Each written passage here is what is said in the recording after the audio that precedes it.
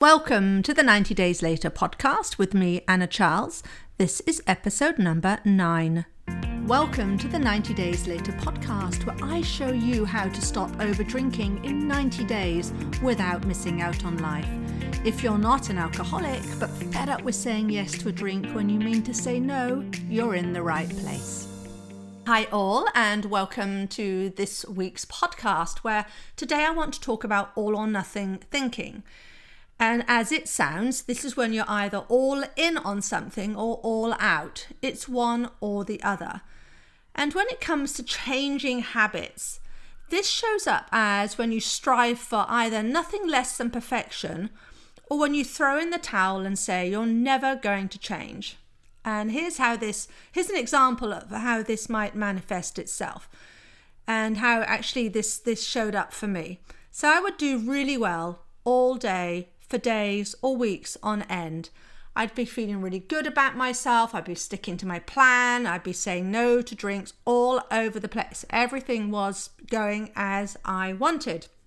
And then I would have a wobble or a moment of weakness, and it was either, I was very tired, or I'd thought I'd had a bad day, or actually, just meeting up with an unexpected visit with a friend, and they'd be having drinks, and I'd say yes. Now, that wasn't in the plan.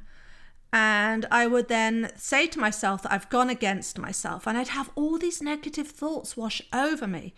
Things like, why can't you just do what you said you'd do? That was a huge recurring one for me.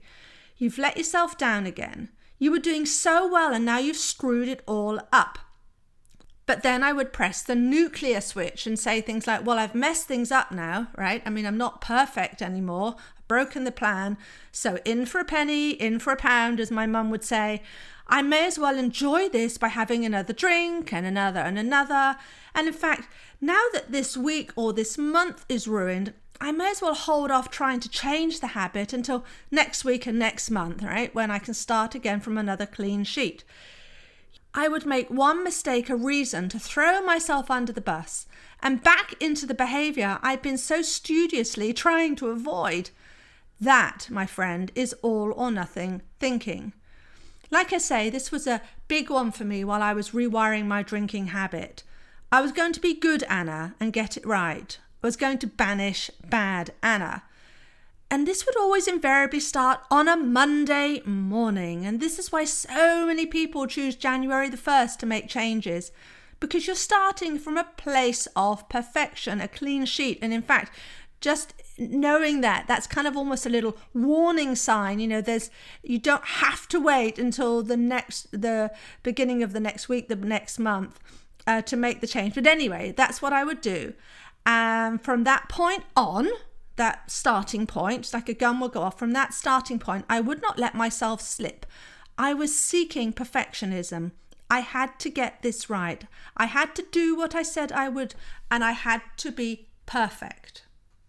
Now, what I have since learned after going through the journey and in all my coaching training and coming out the other side is that perfectionism is actually rooted in insecurity. If I can be perfect, it was my way of saying I can be confident. I can be confident about myself. I can be confident that I will do what I'll say I'm going to do. And let me show you why perfectionism is rooted in insecurity. I want you to think of something that you already do really well, right? Something you're really skilled at. It could be something like driving, writing, cooking, whatever it is. Think of that thing. Now think of a time when you've made a mistake doing this thing you do really well. Perhaps if you're an excellent driver, you've been driving 20, 30 years, think of a time when you've had a scrape or an accident, or if you haven't, just, imagine that you would be in that situation. How did you react, or how would you react in that scenario? Would you say things like, look at me, I'm so useless. I've been driving for 20 years without a problem, but now I've had this, so I'm never going to learn, right? And I'm just never going to learn. This is it now. Every time I go out, I'm going to expect to have an accident. In fact, it's like I'm almost giving myself permission to do it. I'm giving myself permission now to be a bad driver. Of course you wouldn't. This is a one-off. You just think maybe something like silly me, or that wasn't a good idea, or I was distracted, or whatever. And then you move on because you're secure in your skills. And you know you're human and that things happen. You know that one scrape doesn't turn 20 years of excellent driving into a disaster. Now think about this when it comes to changing the drinking habit. We find it so hard to do this, to basically, give ourselves permission to have a little incident or have a fail, or because we are judging ourselves. In fact, we're already judging ourselves when we even start the journey saying, I'd like to stop over drinking, because we're feeling shame about the fact we overdrink. Many people who come to me haven't even sort of admitted to themselves, let alone anybody else prior to this moment, that they have a struggle with this. So they want to hide it. So we're actually all coming with all this shame. So we're not actually starting from step 1 of the learning process, I would argue, but maybe step -10. So do think about that. Do think about the fact that you can be really good at something and not perfect at it, and that's okay. Whereas with drinking, when we start trying to change how we drink, by holding up this sort of banner to perfectionism, we're all about thinking that we've got to take the right action. And if we take that right action, that is going to make us feel better. I need to do all the things, or I'm just going to give up. And this is how it plays out. Let's say you don't drink. You can go around saying, look at me, I'm so good. See what I'm doing. I'm so good. But it's exhausting trying to be perfect, because then you do something wrong, you make a mistake. And unlike with the driving or cooking or whatever example where you're confident in your skills, with the drinking, we always tend to say, well, all that good work that I've done, let's say you've been sticking to your plan and doing really well, that doesn't matter, right? That's all in the bin now. I'm broken. I've destroyed it. And this is why counting days of sober is a problem, and why I absolutely don't go in for that. Because you can get to 30, 90, even 365 days. And let's say you have a wobble and you slip back. And then what we do is we say we've fallen off the wagon. Those are the words we use. We've fallen off, right? We treat it as though we're rubbish and we have to go back to square one. And we actually do this, right, because we're counting back at 1 day sober. And this is why I have such an issue with that.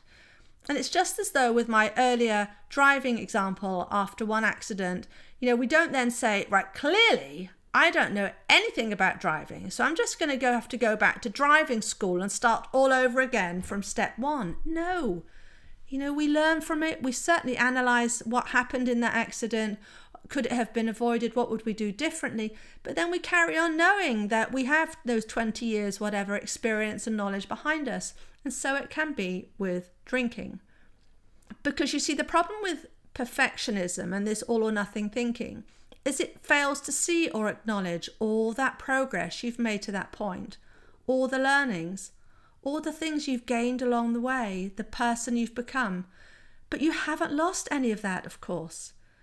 Think about it. If you study for an exam, and let's say you fail the exam, you don't say, well, that was rubbish. I'm going to have to go straight back to the first textbook and start all over again. No, you investigate where you need to spend some more time and attention, do a bit more practice and targeted learning, and then take the exam again. And so it is with drinking. Just because you've weakened and just because you said yes when you didn't want to say yes, but you did, this doesn't mean you've completely lost the ability to say no and follow through. You don't just forget everything you've learned so far. You've just not practiced it enough to really bedded in the knowledge. That's all. So all this talk of going back to square one and day one makes no sense. On a similar line, sort of as a PS, I want you to watch out for shouldism, right? When you start to find yourself saying should. This comes very closely to this all or nothing thinking. I should be able to follow through on what I said I'd do. I should know by now what I'm doing. I should know what it takes to be good Anna and to get this drinking thing right. I should know how to do this by now. I should know what action to take. All these judgmental thoughts are a problem. Because if you go around saying this to yourself, you're not going to be feeling good about the progress you've made. And if how you feel about yourself determines the actions you take, you're going to have little to no ability to be able to bounce back from a decision that didn't serve you. Remember, you're human. We all make mistakes. We all do, even those who look perfect from the outside. So as you transform your relationship with drinking, you are going to drink when you said you weren't going to. It's absolutely on the cards that you'll do this. But it's how we deal with this situation, how we think about the mistakes and ourselves that matters. How we think about the action we took matters, rather than saying, well, that was useless. Obviously, that action, I didn't do the right thing, so I've got to go back to square one. The other issue with perfectionist all or nothing thinking is that it can serve as a reason for you to not take action. You're less likely to take action at all, actually, as the risk is too high of something going wrong. You'll put off taking any action until you can give yourself a cast iron guarantee that you will succeed. So you'll say things like, I want to change how I drink, but it's December. Now that's a terrible time to cut back. There's all the parties and all the treats. But how about the thought that December is the perfect time to cut back? Because you're going to maximize the situations where you're going to practice your new skills. Yes, you're going to fail, but you're going to fail anyway. And it could be that in December you fail more quickly than you would otherwise. And so you'll learn more quickly. But no, we don't see it that way. We say, no, it'll be too hard, so I'm just going to wait, right? We put off taking action, we procrastinate, and we give ourselves, therefore, permission to carry on with the habit that we do want to change. In summary, it's not either or. It's not all and it's not nothing. It's not about creating a good version of yourself and banishing the bad version of yourself. If you're so intent on being the good version of you, you're going to miss the opportunity to evolve. If you feel things like, I'm not enough, I can't get there quickly enough, I'm so far behind, then the antidote to that is to love yourself fiercely when it would be so easy to give up on yourself. And be ready to see the lessons that appear. Perfectionism creates this scenario that as humans really makes it very difficult for us to learn. There's sort of no room for failure in it. But I'm telling you that the more you fail and the more quickly you fail, the more you will learn. And then you will be ready to see the lessons that will appear. Okay, we'll pick this up next week.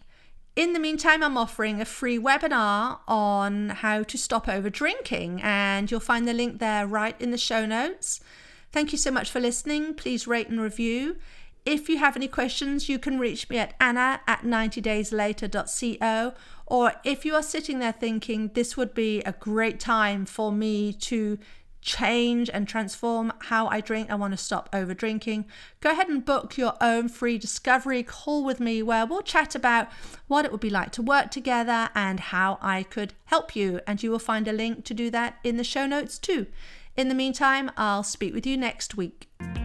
If you want to achieve total freedom around alcohol fast, having a coach is the way to make it happen.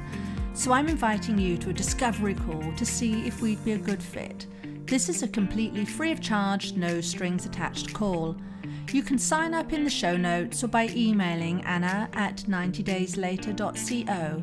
And if you enjoyed the show, I'd really appreciate if you'd leave a rating and review to help others find the 90 Days Later podcast.